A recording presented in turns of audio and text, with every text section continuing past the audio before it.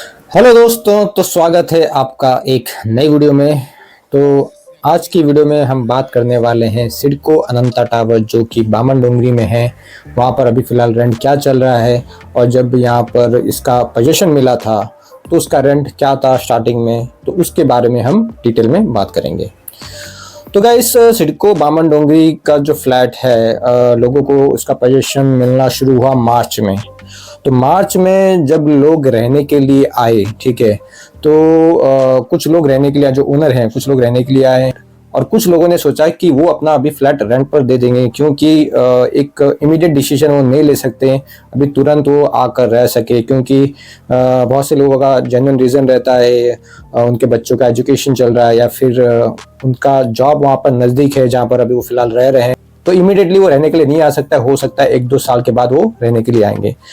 तो मार्च के टाइम पे जब पोजीशन मिल रहा था तो उस टाइम क्या क्या प्रॉब्लम्स लोगों को फेस करना पड़ा, क्योंकि नॉर्मली ऐसा होता नहीं है कि जब फ्लैट आपको नया मिलता है तो कुछ प्रॉब्लम्स इतना होता है, लेकिन इसमें क्या क्या प्रॉब्लम्स देखने को मिला, क्या रेंट चल रहा था, उस बारे हम डिटेल में बात करते हैं। तो क्या सबसे पहले प्रॉब्लम की बात करते हैं कि यहाँ पर जो नेटवर्क था, नेटवर्क इतना अच्छा नहीं था। आप सेलुलर नेटवर्क की बात करें या फिर एक लोकल वाईफाई कनेक्शन, ठीक है, वो भी नहीं आया था सिडको अनंता टावर में।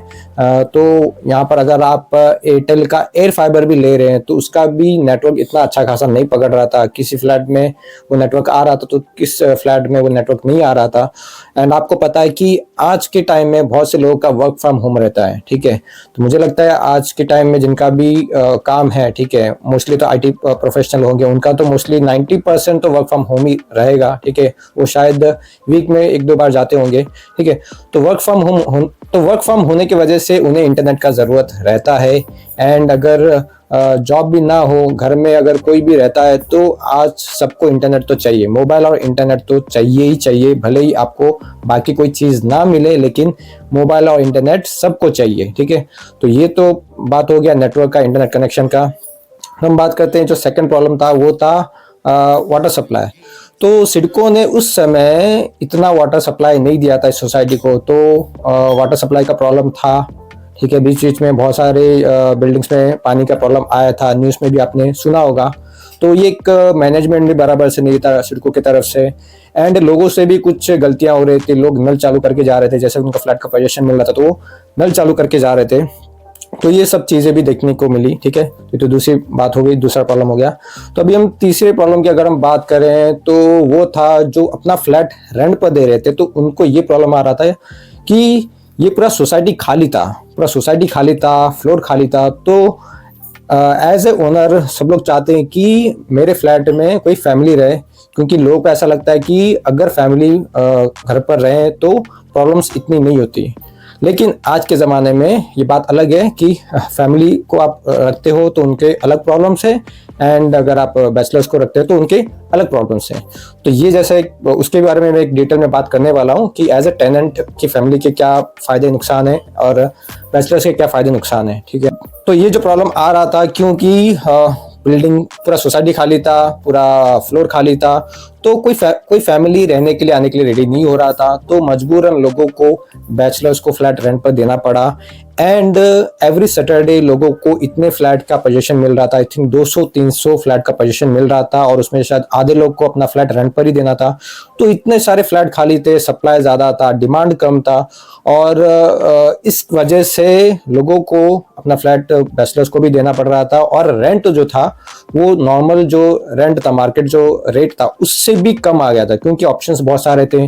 और एज ए फैमिली उनके लिए तो ऑप्शंस बहुत सारे थे, क्योंकि कोई भी होना चाहता था कि मेरे घर पे एक फैमिली आकर रहे। तो रेंट नेगोशिएट कर करके उस समय लोगों ने 10,000 में भी फ्लैट रेंट पर लिया है, 11,000 में भी फ्लैट रेंट पर लिया है। लेकिन मैंने लोगों को कहा था कि तब रेंट क्या चल रहा था, 12 से 15,000 रेंट चल रहा था। डिपेंड करता है कि फ्लैट कैसा कंडीशन में है, कैसा व्यू है। अगर आपका फ्लैट अनफर्निश्ड है, कुछ भी काम नहीं किया है, तो 12,000 तो रेंट मिलना चाहिए। लेकिन सिचुएशन ऐसा था कि सप्लाई ज़्यादा था, डिमांड कम था, लोगों का फ्लैट 1-1 महीना 2-2 महीना खाली था, तो लोगों को मजबूरन 10-11,000 में भी रेंट पर देना पड़ा, क्योंकि शायद उन्हें कोई फैमिली मिल रहा था तो वो चाहते थे कि फैमिली मेरे घर पर रहे। और अगर आपने फ्लैट को थोड़ा बहुत फर्निश किया होगा तो आपको 13,000, 14,000, ऐसा 15,000 रेंट आपको मिल रहा था। तो स्टार्टिंग में कुछ ऐसा हाल था रेंट का, ठीक है।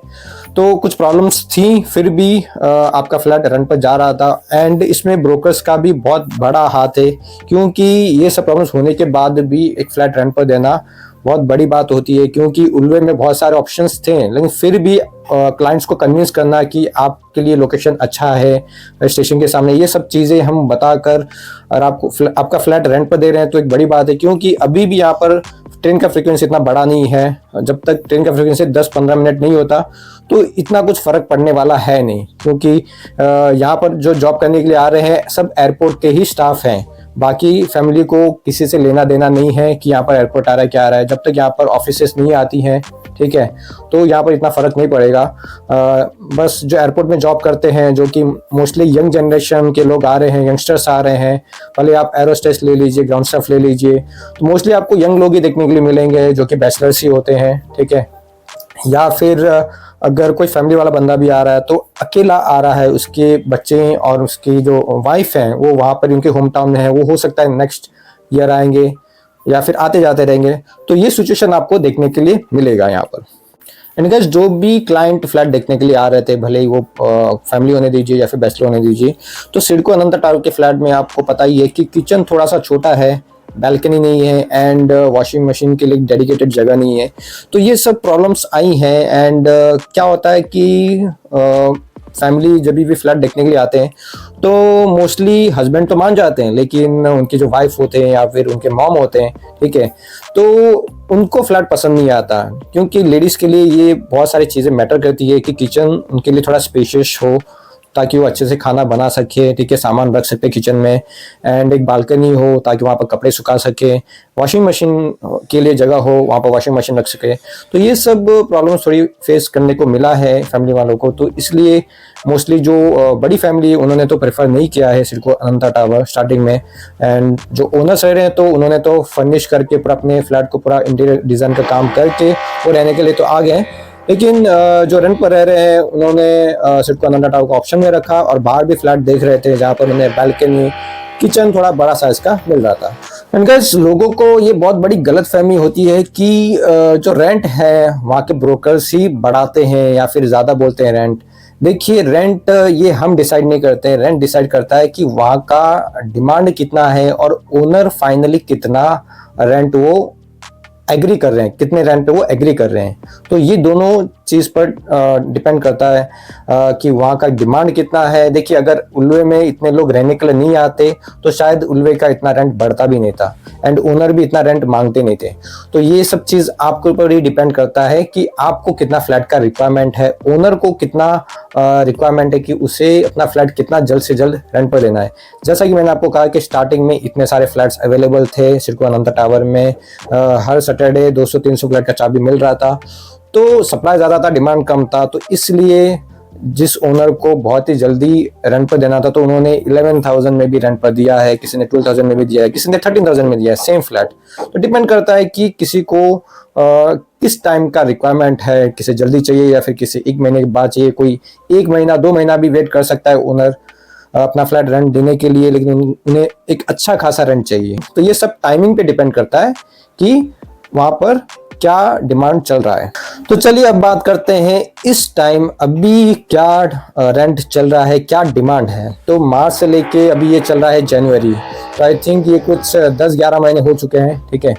तो अभी का सिचुएशन ये है कि जितने भी एयरपोर्ट के जो स्टाफ थे जॉब करने के लिए आ रहे थे, ठीक है, तो आई थिंक लास्ट 2-3 मंथ्स में उनका रिक्वायरमेंट बहुत ही ज़्यादा था, ठीक है। उन लोग आ रहे थे, फ्लैट ले रहे थे, लेकिन अभी यहाँ पर इतना फ्लैट का पोजीशन नहीं मिल रहा है, ठीक है, एंड फ्लैट्स भी थोड़े कम अवेलेबल हैं। अभी फिलहाल यहाँ का रेंट बढ़ा है, तो पहले जहाँ पर मिनिमम 12,000 चल रहा था, वो बात अलग है कि लोगों को फ्लैट जल्दी रेंट पर देना था एंड सप्लाई भी बहुत ज़्यादा था, तो पहले रेंट 11,000 में भी गया, 10,000 में भी गया, कुछ रेयर फ्लैट्स हैं, ठीक है, जो 10-11,000 में भी गया।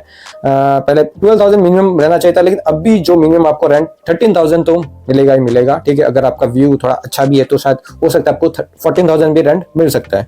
तो ये फिलहाल अभी का सिचुएशन मैं आपको बता रहा हूँ, जनवरी, ये जनवरी का महीना है, तो अभी का मैं सिचुएशन बता रहा हूँ। हो सकता है कि जो 2024 के जो लॉटरी के विनर हैं उनको जो फ्लैट के पोजीशन मिलने वाला है, आई थिंक कुछ 1700 फ्लैट तभी निकला था, ठीक है।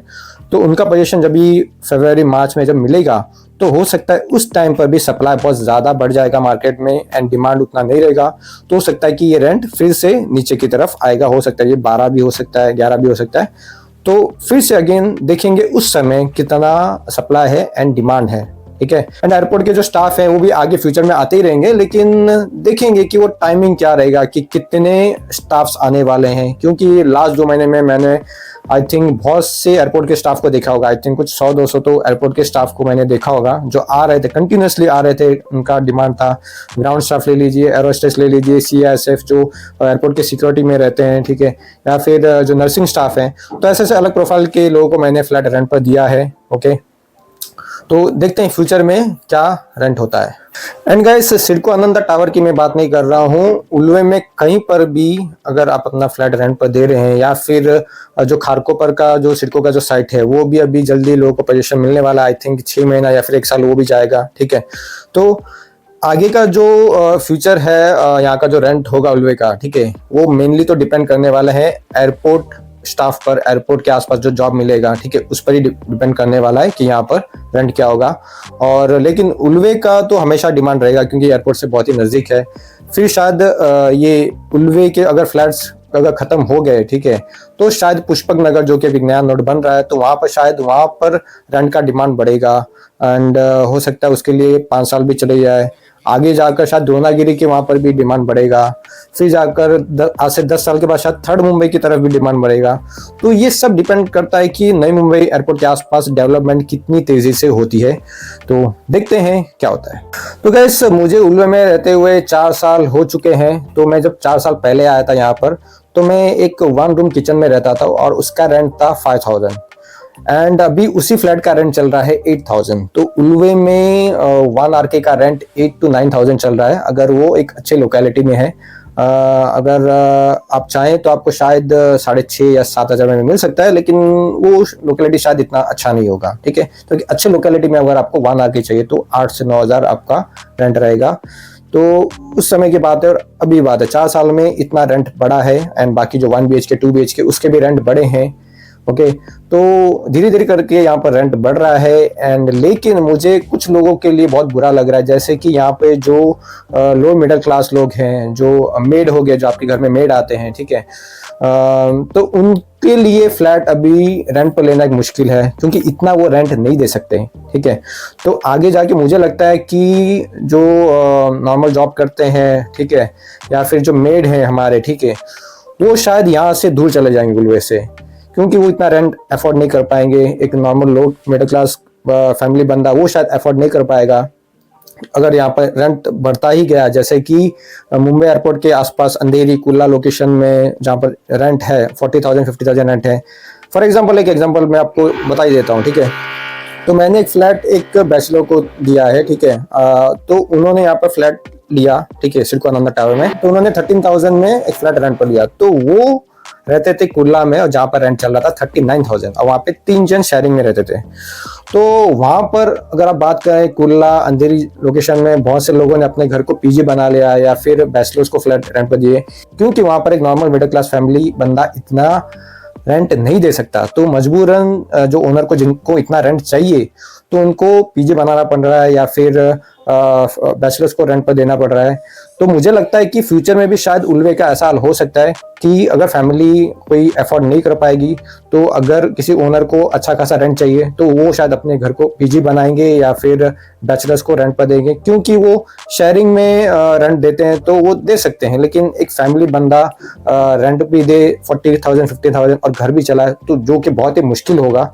तो मुझे उन लोगों के लिए बुरा लग रहा है कि आगे जाके उल्वे में नॉर्मल मिडिल क्लास फैमिली रह सकता है कि नहीं। तो बेहतर होगा आप जल्द से जल्द यहाँ पर घर खरीद लें, वरना यहाँ पर प्रॉपर्टी के प्राइस ऑलरेडी बढ़ चुके हैं और आगे भी जाके बढ़ने ही वाले हैं। एंड मैंने एक फैमिली को रेंट पर दिया था जो कि 2 या 3 महीने में उन्होंने फ्लैट यहाँ पर बुक कर लिया, क्योंकि उन्हें उल्वे इतना अच्छा लगा। उन्हें पता है कि उल्वे आगे जाके क्या बनने वाला है, ठीक है। तो उन्होंने 2 से 3 महीने में यहाँ पर फ्लैट ले लिया। तो आगे भी जाके नॉर्मली आपको पता है कि फैमिली वाले ज़्यादा देर रुकते नहीं, वो आज नहीं तो कल फ्लैट खरीद ही लेते हैं। तो मुझे लगता है रेंट पर रहने वाले आगे जाके मोस्टली बैचलर्स ही रहेंगे।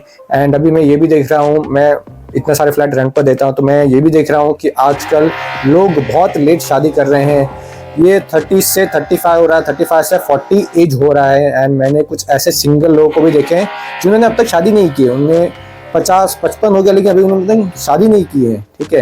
एंड बहुत रेयर केस मैंने 70-75 भी देखे जिन्होंने शादी नहीं की है, या फिर कुछ प्रॉब्लम रहेंगे लाइफ में, वो सिंगल मॉम है या फिर कभी शादी नहीं की है।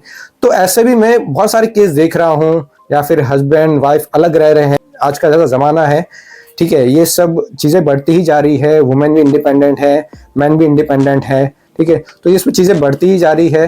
तो आगे जाके क्या होगा, ये थोड़ा चिंताजनक बात है कि आगे जाके क्या हो सकता है हमारे इंडियन कल्चर में। तो वैसे मुझे लग रहा है कि ये वीडियो लंबा हो रहा है, ठीक है। तो हम नेक्स्ट वीडियो बनाते हैं, उसमें मैं बात करने वाला हूँ टाइप ऑफ टेनेंट। अगर कोई फैमिली रह रहा है या फिर बैचलर रह रहा है तो उसके क्या फ़ायदे क्या नुकसान है, एंड आजकल किस चीज़ का डिमांड ज़्यादा है, वो सब चीज़ के बारे में हम बात करेंगे नेक्स्ट वीडियो में। तो ये वीडियो आपको कैसा लगा कमेंट करके ज़रूर बताएं, एंड वीडियो को लाइक और शेयर करें। मिलते हैं नेक्स्ट वीडियो में, टिल देन बाय, ठीक है।